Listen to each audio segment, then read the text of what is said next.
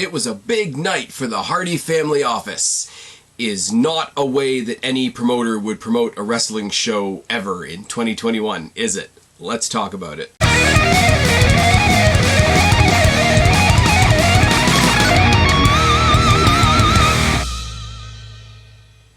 What's going on, everybody? It's your buddy, it's your pal Spaz Phoenix, the YWC Reality Check, and this is your September 17th AEW Rampage review. And yeah, flying solo tonight. Unfortunately, Guapo not able to join us. Hopefully he'll be able to join us for the 2 Grand Slam shows next week.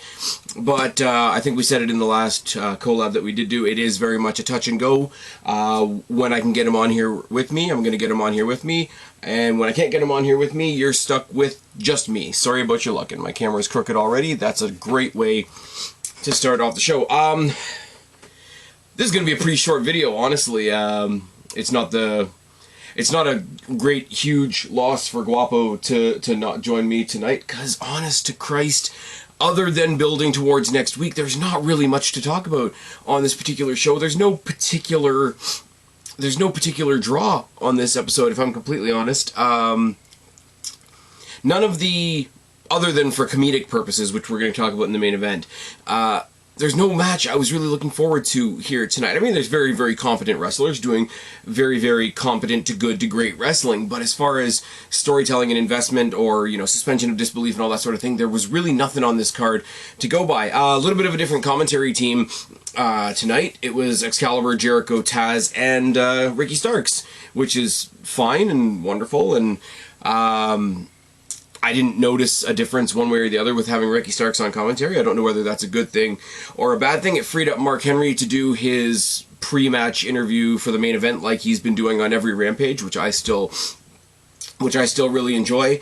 And I will say, because they're in the same place that they were for Dynamite, there was that guy on the hard camera side with the sign that says, "I just hope everybody has a good time," or "everybody enjoys themselves," or something along that lines, which always makes me chuckle. But let's... as I say, there's not really going to be very much for me to ramble on tonight on Rampage. Lucha Brothers versus the Butcher and the Blade for the titles. Who thought that the Lucha Brothers were going to drop the titles? Let's be real for a second. Lucha Brothers versus the Butcher and the Blade. And this was a match of 2 halves. I didn't enjoy the match, but I enjoyed the Lucha Brothers in the match. Lucha Brothers are obviously phenomenal wrestlers. Butcher and the Blade go in there and they do their stuff. They're very good. I've mentioned this a lot recently with singles wrestlers, but it works in tags as well. You can go far if you are a great other person in the ring. Clearly, the push right now is behind the Lucha Brothers. That's why they have the titles. That's why they are in the rarefied era of actually beating one of the bosses in the company. But it is very much we're the champions, let's go out there and be champions for a bit, so we need other bodies in the ring. And it was mostly Lucha Brothers doing Lucha Brothers stuff, and then a very obvious moment where it's like, well, we don't want this to be a complete squash. Okay, guys, do some of your stuff. And then Butcher and the Blade do a bit of their stuff, and then they win. There was a cool moment in the match. I don't know whether it was Butcher or Blade, I didn't write it down, but one of them tied up Pentagon's mask to, because he's got the streamers that go off the top and down the back. They tied it to the bottom ring rope so that they could double team Rey Fenix, which is always, anytime you've got gear that stuff streams off, it always opens up to stuff like that. I'm pretty sure somebody should do that to Bianca Belair. I mean, like Bailey could be fine. I mean, at Extreme Rules, I'm pretty sure this is the only WWE reference I'm going to make tonight. At Extreme Rules, they should just make Becky Lynch versus Bianca Belair a last person standing match, and she ties her hair to the bottom rope. She can't stand. Good, very, very good. It's the Batista duct tape moment of women's wrestling. They did play up the drama, though, towards the end of Penta actually taking off of his mask, sacrificing the Lucha mask to get back into the fray, and obviously they get the win. Hardy family office come in and they maul the Lucha Brothers after the match, and the save is made by Ortiz and Santana, which obviously gets a pop on commentary because Jericho's there, and obviously Ortiz and Santana, the commentators go out of their way very, very quickly to slip in some quick exposition about how Ortiz, Santana, and the Lucha Brothers have, they came up together, they came up fighting each other, they've got a mutual respect for each other. They very, very quickly sort of paved over, like, oh, why would they make the save? Which I thought was really good. Commentary was kind of on point, and as I've said, commentary is a lot more casual on Rampage than it is on Dynamite, and that really works. I think they could bring that into Rampage. I think wrestling overall could get a little more casual with the commentary without trying to like fill gaps, fill holes, put in the next ad, put in the next segue, etc. I mean, you get guys like Taz and Jericho in there, and that's going to happen. Ortiz and Santana, they make the save, whatever the case may be. You assume at that point that that's going to be an 8-person tag at some point. Some combination of the Butcher, the Blade, Private Party,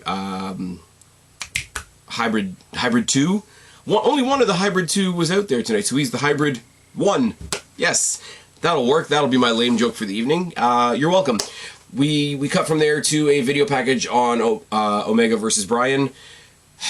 I mean, I could shit on Omega all I want.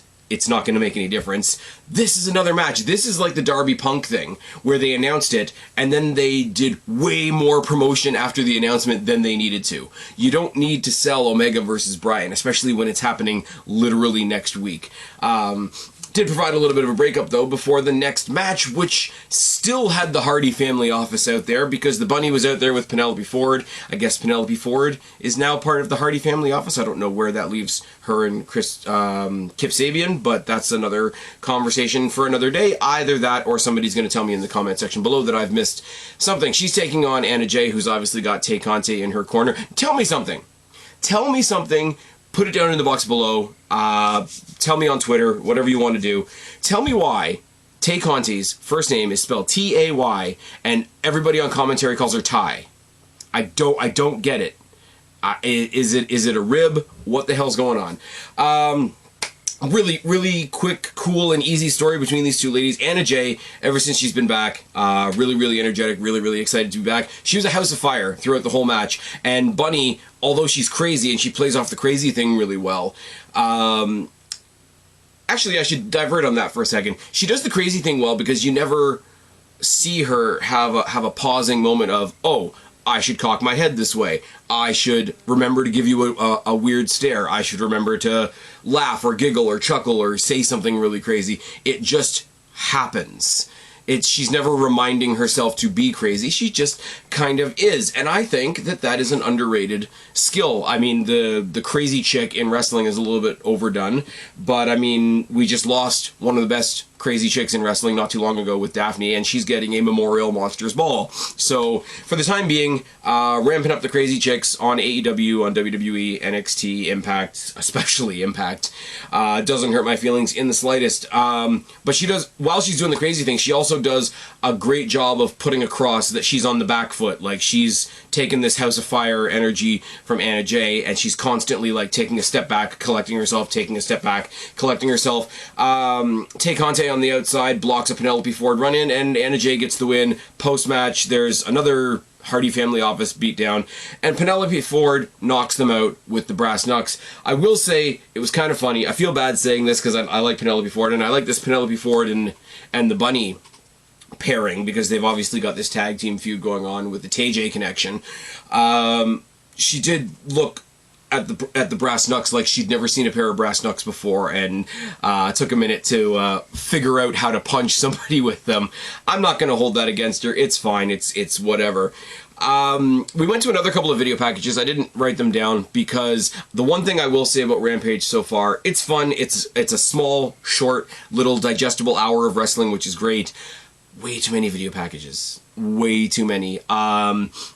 I'm assuming that this is what they do on Dark and Dark Elevation, as you guys know, as has become my new credo when it comes to AEW. I'm not going to watch Dark or Dark Elevation. I don't believe wrestling should give you homework. I assume they do a lot of that on Dark as well. You can't fill a 1-hour show with video packages, because we come back to the ring and all that time has been taken up with video packages, and Matt Hardy is still in the ring, and he takes it upon himself to set up the two matches that we knew we were going to get anyway. We knew these matches were going to happen, but it is one of those things of, oh, how did this wrestler all of a sudden get the ability to make matches? We have that same problem in WWE all the time. We have that same problem in NXT all the time. Occasionally they do it in Impact, even though Scott D'Amore is pretty good at playing up that role with his headset and the whole shtick.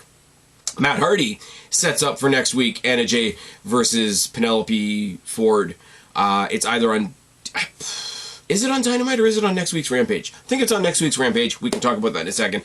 And setting up the 8-man between the Hardy Family Office, the Lucha Brothers, and Santana and Ortiz, which is really, really going to be good. But at the same time, I like the Lucha Brothers, I like Santana and Ortiz, and you've got 4 members of the Hardy Family Office now that are just going to be the other bodies in the ring. Hate to say it, this show was about 2/3 Hardy Family Office, and that's way too much. What makes up for it, though, is what they didn't do on Dynamite this week, and I said it was kind of funny since the match is happening next week. They finally had a face-to-face between Ruby Riott and Britt Baker, and Britt Baker went out and said, you know, I'm nobody, you just got here, you're still trying to figure out who you are, how many times have you changed your name and whatever. Gave Ruby Soho the opportunity to come out and say a bunch of things, including, hey, getting fired from that other place was the best thing that ever happened to me. So, yep, everybody needs to do that. These two are going to have a crackerjack match next week. There's nothing really else I can say about it. As I say, Ruby Soho, I almost called her Ruby Riott there. Ruby Soho is a great wrestler. Britt Baker, and I will say it, and I will say it as honestly as I possibly can, Britt Baker is not the best wrestler they have on the roster. She's absolutely not. There are other, you know, you got your... Serena Deebs and your Thunder Rosas and your Hikaru Shidas and all that can put on better bell-to-bell technical in-ring classics. Britt Baker's the best character they have. I would say best character in the women's division for sure. I would say maybe top 5 in the whole company. That's just... It's a battle of characters. It's a clash of styles, both personality-wise and in-ring-wise. The match is going to be absolutely great. The... Ruby Soho coming out to the Ruby Soho music, Chris Jericho, the Rocker, on commentary, pumping up the idea that she's doing the Ruby Soho thing, making fun of Taz for singing it in a New York accent. But that makes sense, because they're going to be in New York next week. The banter on commentary was great. Tony Schiavone still taking the hug from Britt Baker, but looking a bit nervous because Adam Cole's going to kick his ass eventually, was a pretty good thing as well. And I don't know. This was better than a bunch of video packages. You don't do a whole bunch of these either, but this was good. This was characters doing the character thing, whereas wrestlers can do the wrestler thing. Make the challenge, tell me it's happening in 3 weeks, and I'll watch the match in 3 weeks.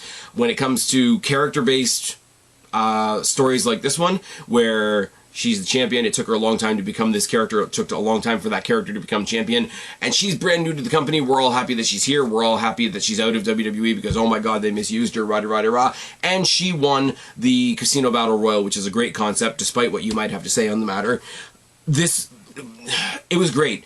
I'm not doing it justice, because it's one of those situations where I'm going to be lazy and say, if you're listening to the sound of my voice right now and you didn't watch this promo, stop listening to the sound of my voice right now. Pause this, pause your podcasting machine, pause YouTube, open up a new window, find this promo. I'm sure by the time you're listening to this tomorrow, it will be out there on the AEW YouTube channel. It was better than I can do it justice in description. And that's the best compliment I can give it. My compliment is I can't talk about it.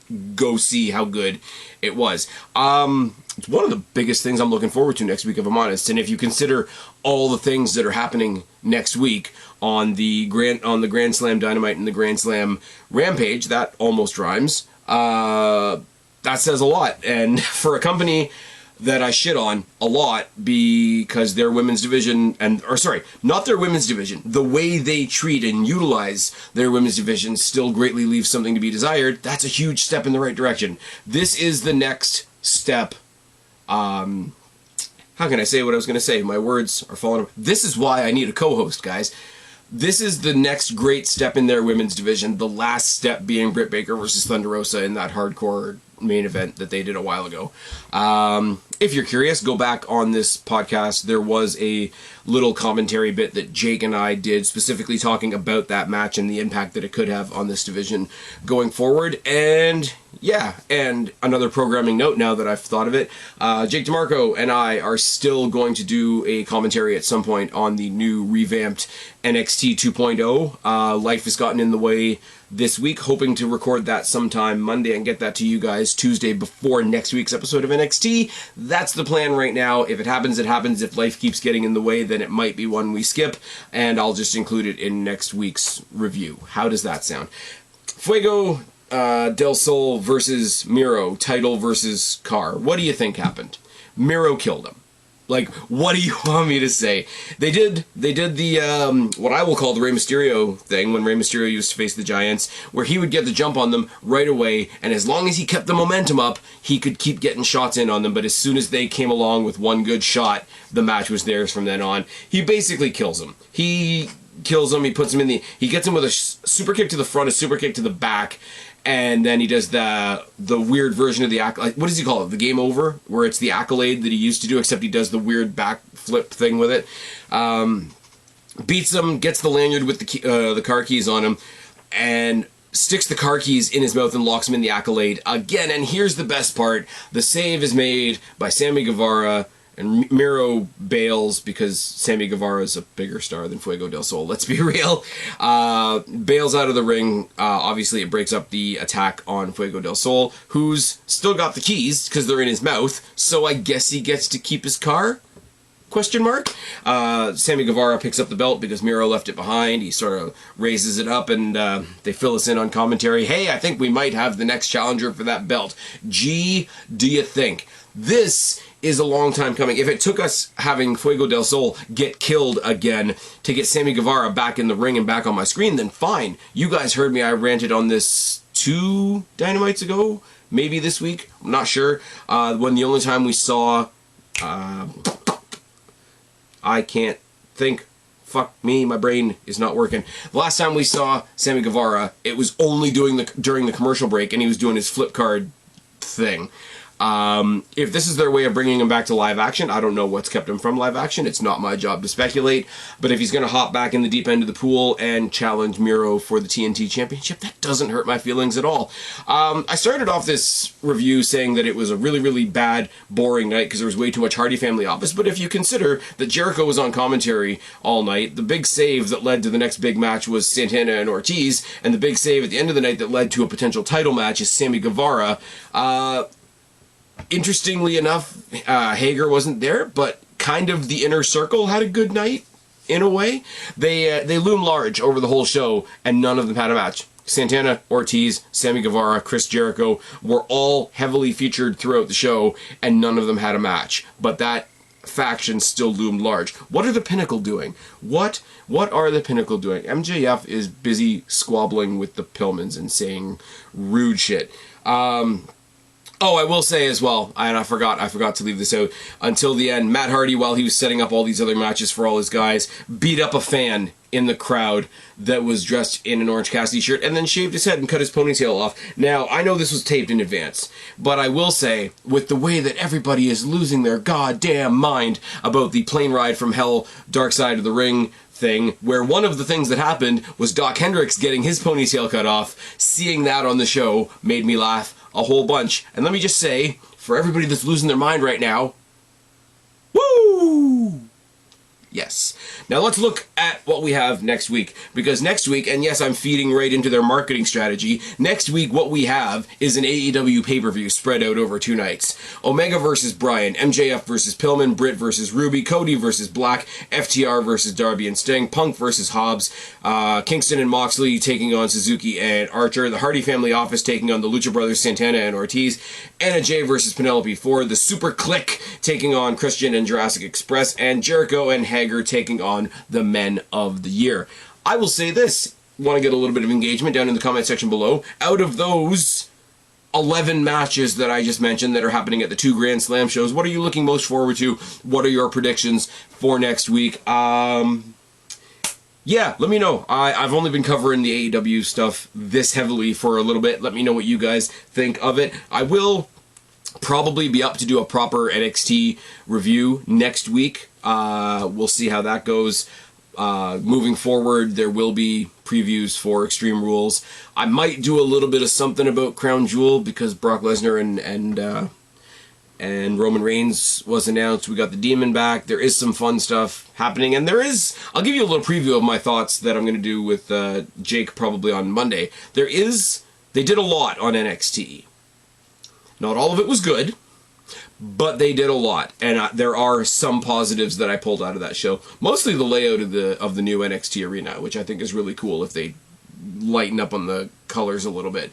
Anyways, rambling now. You don't want me to end this video, this podcast, with a bunch of like programming announcements. That's a really lame way to end a show. So how I will end the show, that hopefully won't be quite so lame, is to say that I am really tired. That's why I'm tripping over my words. I'm really better with a co-host. Get online at Guapo_504, at Countdown Ended for Jake DeMarco. Tell them how much better I am when I've got a co-host to lean on, and people to make me look a little bit better, make it look like I kind of know what I'm doing. But in the meantime, and in between time, I've been Spaz, your YWC Reality Check. Subscribe up there, talk down there, start a conversation. Keep all of these conversations going.